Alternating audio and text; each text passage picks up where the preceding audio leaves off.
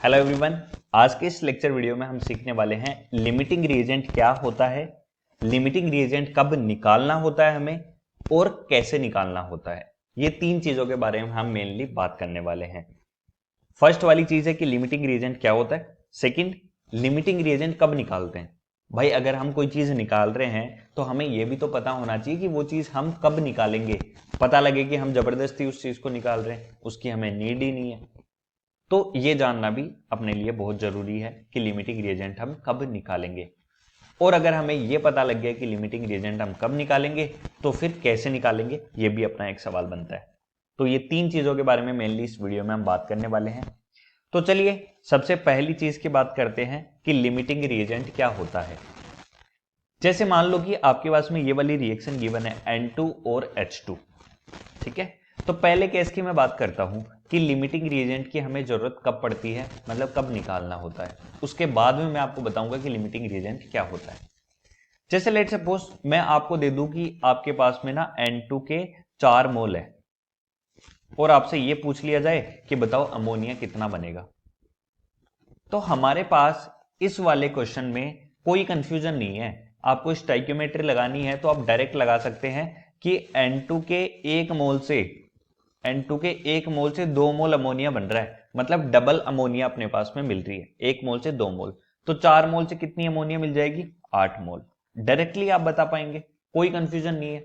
लेकिन मान लो कि इसी क्वेश्चन को मैं इस तरीके से ले लेता, इसी इक्वेशन को मैं दोबारा लिख रहा हूं N2 plus 3H2, N2 plus 3H2 और सेम अमोनिया ही यहां पे भी बन रहा है, ठीक है।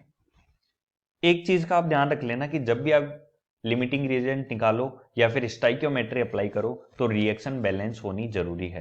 भाई रिएक्शन बैलेंस तो आप हर बार कर ही लेना, उसके बिना तो कोई भी प्रोसेस अप्लाई मत करना, ठीक है। तो रिएक्शन अपनी बैलेंस्ड होनी चाहिए। अब मान लो कि इसके अंदर जैसे 4 मोल आपको N2 गिवन था, उसी तरीके से H2 भी साथ में गिवन है।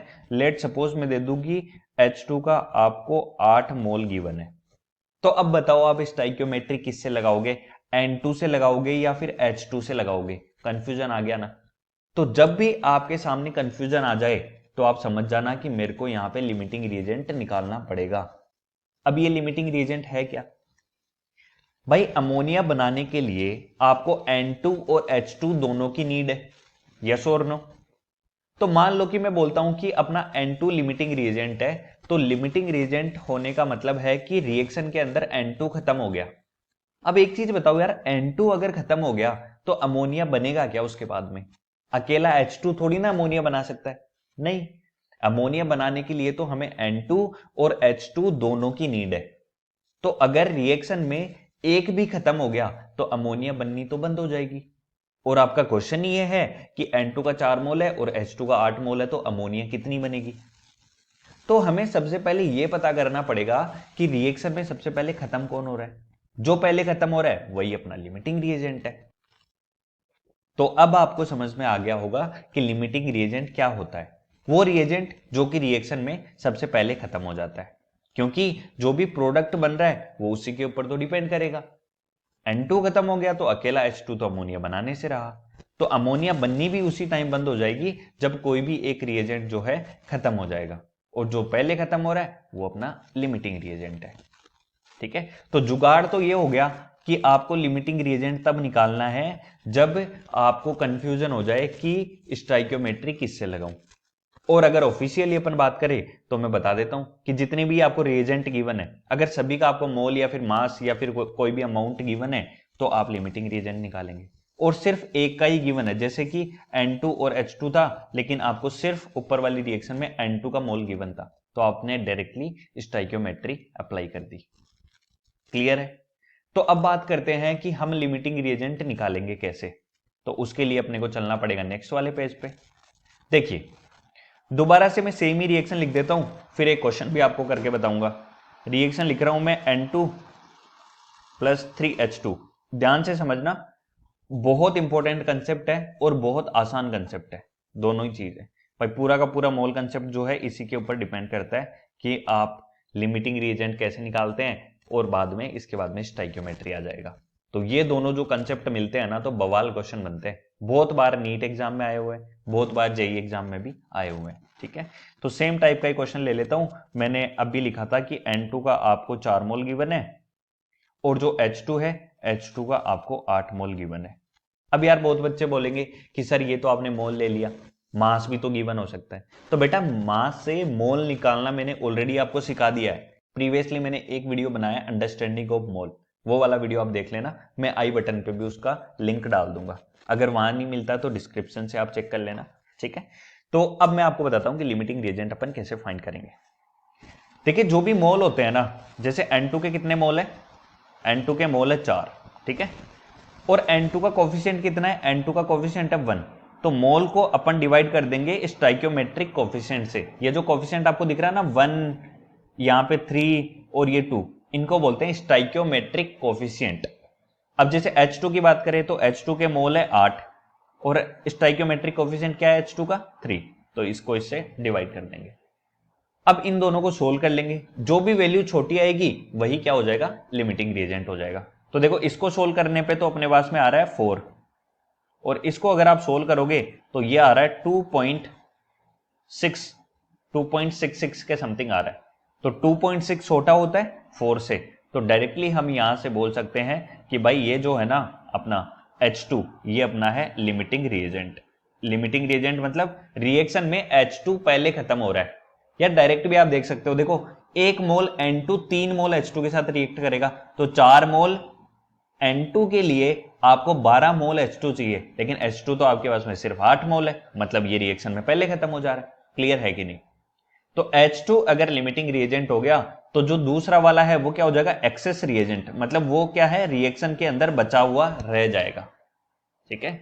तो दोबारा से एक बार मैं एक्सप्लेन कर देता हूं। जो भी मोल है, मोल को अपन डिवाइड करेंगे किससे, स्टाइकियोमेट्रिक कोफिशिएंट से। मोल को हम डिवाइड करेंगे स्टाइकियोमेट्रिक कोफिशिएंट से। दोनों में H2 के लिए 8 मोल था, स्टाइकियोमेट्रिक कोफिशिएंट 3 था, तो डिवाइड कर दिया। N2 में मोल 4 था, स्टाइकियोमेट्रिक कोफिशिएंट 1 था, डिवाइड कर दिया। जो छोटा आ रहा है वही लिमिटिंग रिएजेंट है। देखो ये वाला बड़ा है, ये वाला छोटा है, तो जो छोटा है वो लिमिटिंग रिएजेंट होगा। तो इस तरीके से आपने लिमिटिंग रिएजेंट यहां पे निकाल दिया। एक और रिएक्शन लेता हूं और उस वाली रिएक्शन में भी आपको बताना है कि कौन लिमिटिंग रिएजेंट है, ठीक है।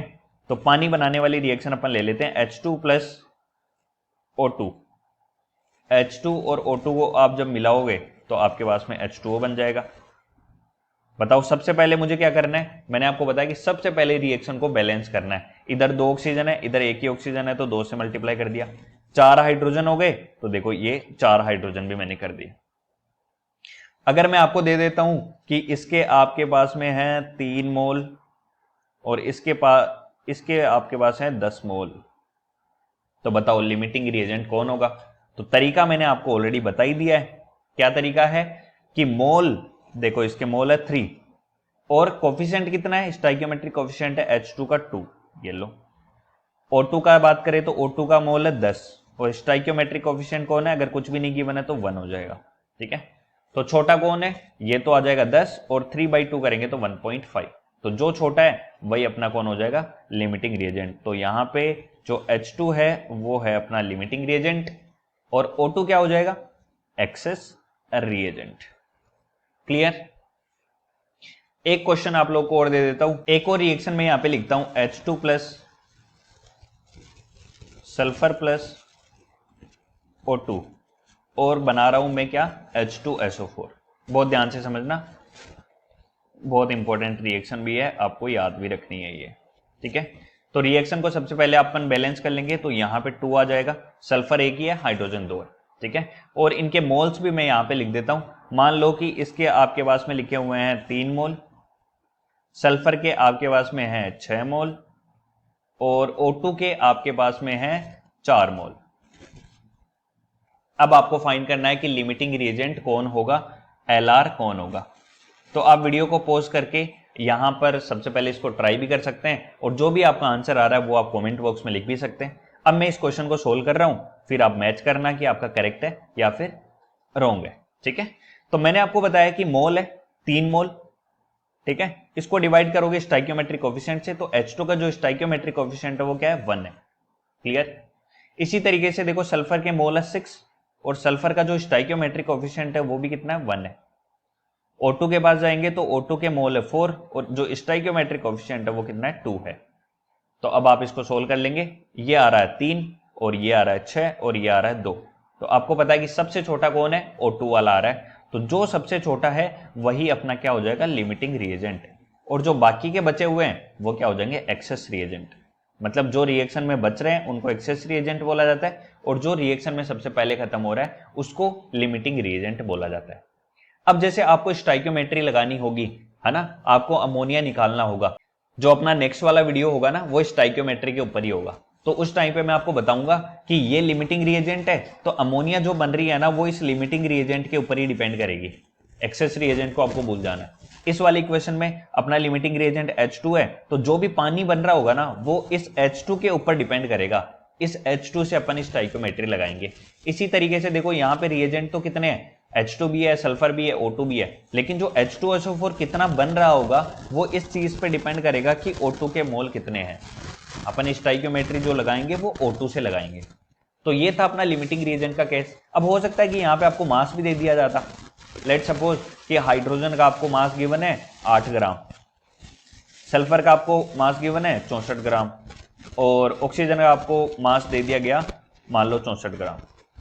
ठीक है, इस तरीके से। तो आप सबसे पहले मोल भी तो फाइंड कर सकते हैं भाई। मोल फाइंड करना कोई ऐसे थोड़ी है कि बहुत हार्ड है, आप लोगों को ऑलरेडी पता ही कि मोल कैसे फाइंड करना है। 8 ग्राम और जो H2 है उसका मोलर मास भी मैंने निकालना सिखा दिया। पिछला जो वीडियो मोलर मास के ऊपर ही था वो भी आप एक बार देख सकते हैं। ये 64 ग्राम गिवन है और सल्फर का जो मोलर मास होता है वो 32 होता है।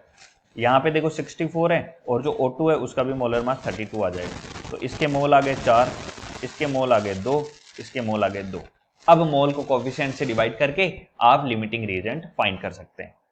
तो ये था अपना आज का लिमिटिंग रिएजेंट का सेशन। अगर ये वीडियो आपको पसंद आए तो वीडियो को जरूर से लाइक करना, अपने दोस्तों तक शेयर करना। जिन भी दोस्तों को लिमिटिंग रिएजेंट निकालने में प्रॉब्लम आती है उन तक ये वीडियो जरूर पहुंचाना। मिलते हैं नेक्स्ट वीडियो में, तब तक के लिए ओके बाय।